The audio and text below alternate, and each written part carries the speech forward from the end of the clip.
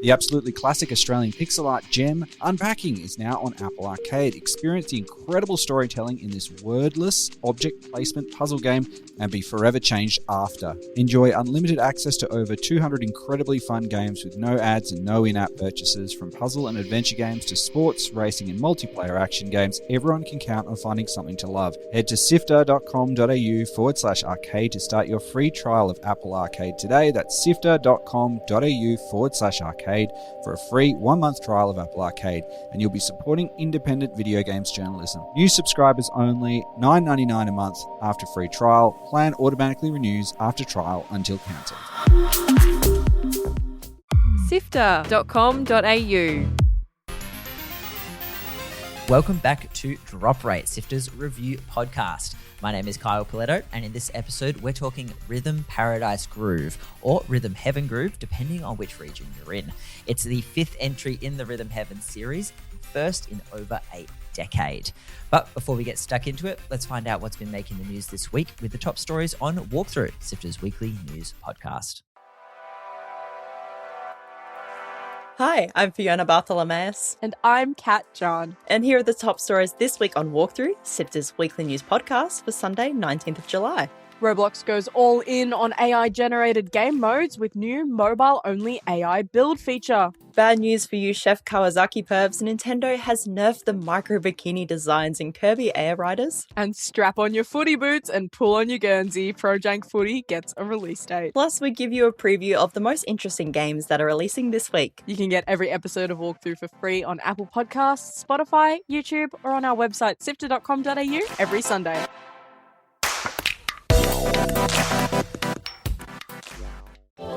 Join the SIFTER community on Discord at sifter.com.au/Discord. Joining me on the panel this week, we have SIFTER's senior and social producer, Kat Jahne, who once dislocated her knee on a DDR machine. Kat, welcome to the show. Thank you for having me. And we also have rhythm game addict and SIFTER producer, Naomi Jackson. Welcome, Naomi. Hi. Love a good nom high scream. Was it too loud? No, never. I love that so much. All right, well, let's get started by just saying what made you guys pick this one up? Is it something that was already on your radar? Do you have a lot of history with the series? Nom, do you want to kick us off? Oh, well, this is actually my first time with a Rhythm Heaven, Rhythm Paradise type game. But I was kind of on the fence, and then I heard really good things from Kat, who went to the preview, and so I was like, it sounds like I need to pick this up, and I haven't really put it down since. And what about you, Kat? Do you have any history with the series? Absolutely none. I was actually about to say, am I correct in saying, Nom, you picked it up because I convinced you? So I had no experience with the series whatsoever, but as Nom said, I went to a preview event with Nintendo. It was a joint event where we played the new Star Fox game and then we played Rhythm Paradise.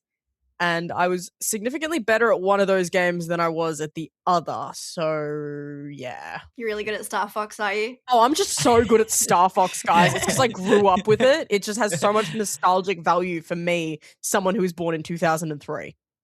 Okay, brag. As my knees crack just to stand up to record this podcast. Okay, so this one flew under your radar, despite both being, rhythm game fans. For some reason, this series has just completely flown under the radar. Are you feeling pretty good about finally coming in on it? Has it been enough to make you want to dip into the other games even? Yeah, I'm thinking I'm going to have to play the other ones. I've kind of watched them on TikTok. I don't know about you guys. I like watching videos of people play the old ones and like the wubba dubba dub, is that true? Like I know that. But yeah, I've just never dipped my toe in before. What witchcraft are you spilling right now? What? Have you not heard the wubba dubba dub, is that true, from like the other Rhythm Heaven games? Is like a news reporter? Evidently not. Dropping a wubba dubba dub, is that true? And just completely expecting us both to be like, of course, yeah. Of course. I fully did. Wubba dubba dub, is that true? Wubba dubba dub, is that true?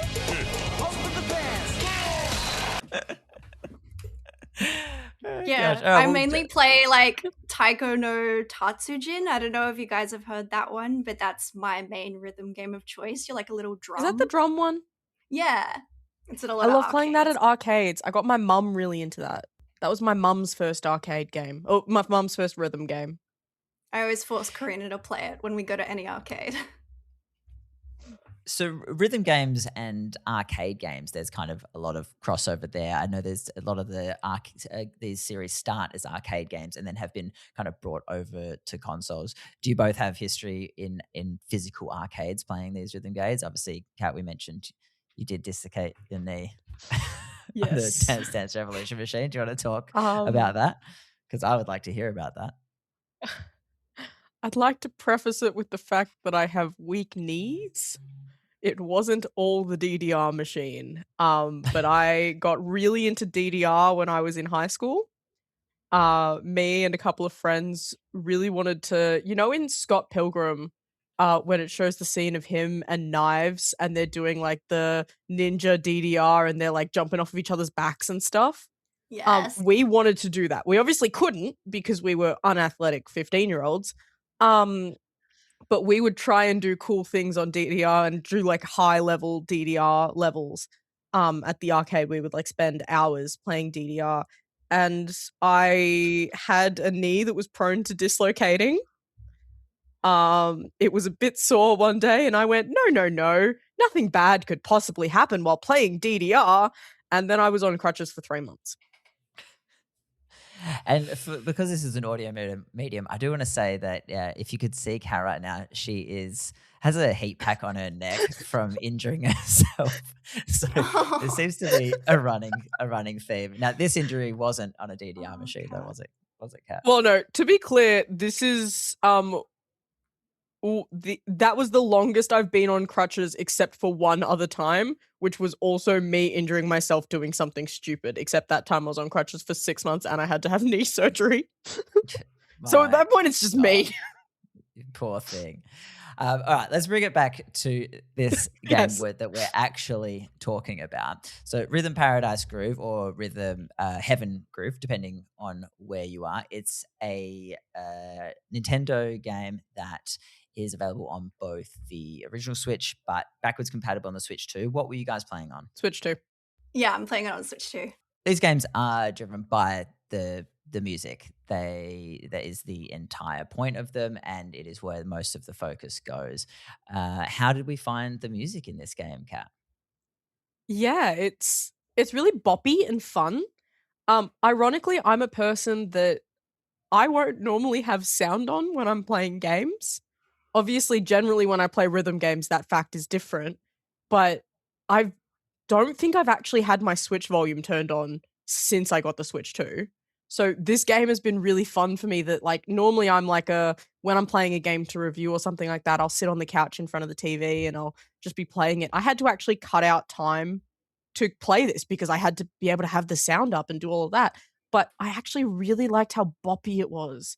Like, I know it's just from the first round of levels, but the level with the little umbrella people, where it's the first one that you do with the 2 inputs, I get that song still stuck in my head. And the little Pacho, and they do the little bops. And Kyle does not look like he knows what the I'm talking about. Oh, yeah. Absolutely not. I should have prefaced this at the start that I have not played these games. I am here along for the ride and to be convinced to pick this one up or not. So, Naomi, what did you think of the music itself? Yeah, well, I think it's great that they've included a bunch of different types of music. I was playing it with my partner yesterday and she was excited because there's kind of like a metal song in this game where a moon kind of sneezes and you have to dash really fast past him when he closes his eyes. There's also like J-pop type inspired music where you have an idol in the middle of the screen, as well as like the like classic boppy Pacho, like all the little guys jumping over the hoops. This is going to sound so crazy to anyone who hasn't played it, but I love the variety, basically. I kept going from feeling like I was a little creature to feeling like I was a magical girl. Yeah, it was beautiful. Has there been any rhythm games where the music has been a deal breaker, where we've chucked it on and the music has just not been it? I've never been able to play a Hatsune Miku one. Because of the music? I don't know why, because I appreciate Miku and like I can listen to like videos of Miku talking. But as soon as I get to the rhythm games of Miku, I'm like, shut the up. I would say there's not like a specific game for me where it's like, oh, I couldn't play this because like there is no good song. But I sometimes when I'm trying to like 100% a rhythm game, there's always that one annoying one that I'm like, can I please just finish this one so I never have to play it again? At the moment with Rhythm Paradise, it is the one where it's like hop, step, jump. He just says that over and over, and I'm so sick of it. Yes. Oh my god, I struggled with that one so much. It's literally my least favorite one, and it's the last one I got a medal for. How did you go with the one where you're the little lucky cats and it's the rolls and the stops? I found that one quite difficult from memory. No, I'm thinking of the one with the men with the rolls and the stops. Very similar. No, yeah, the lucky cats. I think they're in the 4th round, maybe. I find it hard to keep jumping and rolling at the same time. Yeah. And in that one, you're 3rd in line as well. You Yeah. don't realize how much you need that that next beat. Yeah. Because when we did the preview, that one was given to us as this is probably one of the hardest games in the solo. See, yeah, my hardest ones are the hop, step, jump one, and the one where the robot catches the pudding out of the sky. This game sounds like a fever dream. And to be honest, every time I seem to talk to Kat about a game, the game sounds like a fever dream. Speaking of the problem is me. difficulty, like it looks like a pretty accessible game. Mhm. What's the difficulty like? It's impossible if you've got your volume turned off. So what? And after you True. overcame that obstacle, Kat, how did you find it? I feel like the difficulty changes with each level, not even necessarily in this level is hard, but then the next level is a little bit harder. It kind of like flips around depending on, what your input is. If it's like a lot of the time, if it's 4 beats, then that you're counting to 4 beats, there'll be 4 creatures in a line. If I'm not the 4th creature in the line, if I'm any of the other beats, then I find that harder to count to. Nom? Yeah, I think that it's great because for players that like a bit of difficulty, I found out that this game has not only the ability to get medals and the ability to get perfects, but then the ability to get rainbow perfects. And then once you've gotten a rainbow perfect, which is completing a song 3 perfects in a row with no mistakes, you can get a star perfect, which is when you play the song on night mode so you can't see any of the visuals basically. And then after you get star perfects, you can then unlock a flow perfect, which is getting every single note basically like 98 at least % accuracy. So there is so much to do if you're like a hardcore player. And then if you're not a hardcore player, I really appreciate the fact that, yeah, like Kat said, there's a lot of different kind of ways to play. There's this dog one that kind of makes you wait a bunch of beats before you press rather than really fast inputs. So I find there's something for every kind of type of rhythm gamer, which I really like. You guys played both on the Switch too. Did you find any performance, issues with the fact that it's technically a Switch 1 game? Not necessarily the fact that it's a Switch 1 game, but I have found that if you play it on the TV, like if you play it docked, a lot of people are having issues, specifically with the Sneezy Moon game. Lots of people Yeah. are complaining online that there's just a bit too much delay, even when they've synced it up with the TV delay feature that they have. I was So gonna I would say, highly you can recommend, calibrate it. yeah, either, yeah, calibrate it over and over and over again until it feels right. Put headphones into the controller because you can do that, or play it handheld, which is how I've been playing it to get perfect. That's really interesting that with a game that needs such specific input delay, even that slight delay from going from the Switch to your TV is enough to irk people. Hey, Yeah. It's brutal. They recommend to use wired, not wireless, because obviously there's the delay. When the game actually opens, it has that for your recommendation. headphones. And Mm. from the main screen for your headphones, yeah.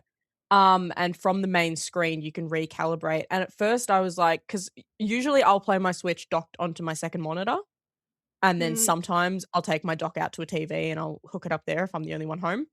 And when I swapped it, I was like, oh, docked is docked. No. I might be the only idiot that thought docked is docked, but no, recalibrate. Every time you redock, even just having it that I disconnected the dock and then I reconnected it, recalibrate it. Yeah. It helps. I thought docked was docked as well. So Docked is docked. we touched on music, and I mentioned that the visually looks quite like an easily accessible game. Nom, how do you feel about the visuals? I think they're great. I think as well they've really put attention into making all of the characters very interesting and individual. There's this soccer game where as you're playing as the girl kicking the ball, she's thinking about her crush, and you kind of think, oh, who could that be? And then there's a sequel to every game where the character in the game has almost an epilogue. So she has her crush kind of sitting behind her in the second game, which is really interesting. And then there's also ones where you play as kids in the first one, and then the sequel they're kind of grown up. So I love how just through the drawings it kind of tells a story as well as through the rhythm game music, because with a rhythm game it's kind of limited in regards to story. So I think that's really cool. And Kat, what did you think of the visuals? Pulling on from what Noms just said, it's really great because the first time you're playing a level, you're not going to be paying as much attention to the visuals necessarily. Other than the actual cues that you get for when something's going to happen, I was like, oh yeah, this is cute, looking for the cues. But then the more that you play the levels and you start to notice those things, then you notice the sequels and the connections and things like that. It feels like in the opposite direction of the I'm really good at rhythm games, let me get a perfect star, gold trophy, everybody loves me, whatever that was called, Nom, because let's be so honest here, I've not gotten that far. It's the opposite end of things where it's it's for the people that maybe they're not going to be getting perfect on every single level, but they still get a level of replayability of something that they can find. There's an extra something to look for them. Yeah, there are a lot of levels where they try to hide characters that you've seen in the previous games as well in the background. And once you get a medal on a level, you can get some interesting facts that'll tell you, in the background of the umbrella one, there's a cat cafe. And then you go and play the umbrella one, and you're And you go into I the never cat noticed cafe. the cat cafe. Yeah. It's interesting to me that when I ask about the visuals, there's it has so little impact on the gameplay because it's such an audio-based gameplay that both of you automatically just talked about the story, which was actually going to be my next question is, what is kind of the storyline, if there is any. But it sounds to me like that's all told relatively subtly through the visual cues, and it's just there if you want to look for it. Is that about right? There is a different mode. So there's 3 modes that you can play. There's solo, there's the local multiplayer, and then there's a story mode. And the story mode does have its own story, obviously, otherwise it wouldn't be a story mode. Where you play as a sorcerer that has just woken up with no memories, and you've got to work your way through dungeons. It's a steady 4 beats. And there's speed to it, and other than that, that's all you're really getting out of the music. It's a lot more simplistic for the music because you're just matching those 4 beats. You've got a little diamond, and it's the buttons that you press at the certain points in the diamond, those 4 beat points or the half beats or whatever, is the spells that you'll cast. So then that brings in this whole other aspect of rhythm game where it's instead of focusing on the song or focusing on things like that, you're actually listening for the beats and the half beats. And as a musician, I really took to those ones because I'm seeing it in my head. I'm almost seeing the sheet music of the spells that I need to cast. and I'm seeing what they should look like. So then when I'm hearing, sometimes I would go like a couple of beats without actually making a spell at all, just so I can get the song in my head, and then I would add in my parts. It sounds like you're hitting that flow state, Yeah. which is what these games are so good at. So good for flow state. I was just going to say, going back to the story of that as well, it's a very anime storyline. It's kind of like, I'm going to beat the boss. I'm going to save the town. And then you go up to a boss and you beat it. And then you get a bigger boss. And it's just very... It's simplistic for a story mode. But like Kat said, it adds a lot of variety to the type of rhythm game that you play. So I do like that. And we touched on a couple of the negatives, mostly with the hardware. What about in the game? What do you think could have been done better, or areas where you've felt maybe a little let down? Oh, look, that's hard for me considering I seem to have a level of rhythm heaven / paradise autism where I just am obsessed with this game. Like, I move with this game. If this game told me to not play with any of the music, I would do it. Like, apart from the hardware, I'm just really enjoying it. Who would you recommend this game to? Nom. I already did. Yeah. I'd had my hands on it for maybe 20 minutes and I was like, Nom, you need this.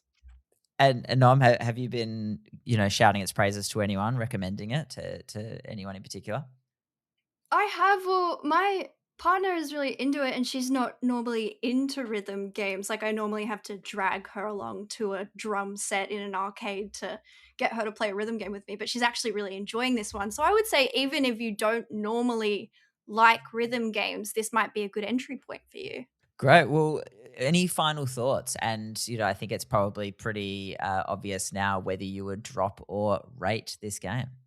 My final thoughts on this game are that I am probably going to be playing it for an extremely long time until I get all of these crazy achievements that I was telling you about, and I rate it. Kat? I definitely rate it. Nom, Kat, where can listeners find you on the internet and check out more of your work? Nom? You can find me on Blue Sky at Nomibelle, that's Nomibelle, or on SIFTER. And Kat? You can find me at SIFTER. Our Instagram is and most of our social media is at SIFTERHQ.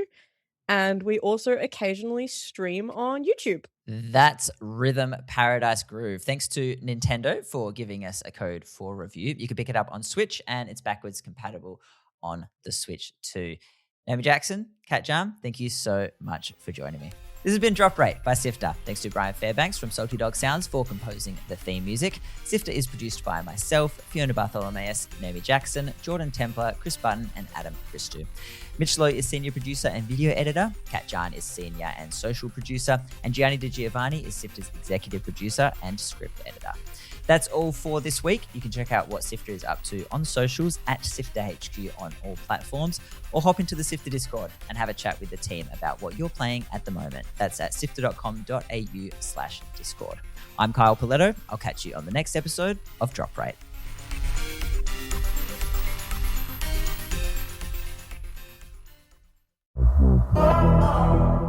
Hey there, Gianni here on Lightmap SIFTER's interview podcast. Mina Shamali from ABC Classics Game Show joins us once again to go back through the best soundtracks of 2025, and there might be a theme that connects them all. It could be that composers are unafraid to write songs and bring lyrics to the foreground. You see it with a few dimensions, the few of these scores you're going to hear today. And not that it wasn't always the case, but I feel like composers have become more fearless around this, and I'm quite enjoying that because it expands what it means to be a video game score. You can get every episode of Lightmap for free on Apple Podcasts and Spotify. You can watch it on YouTube or head to our website, sifter.com.au.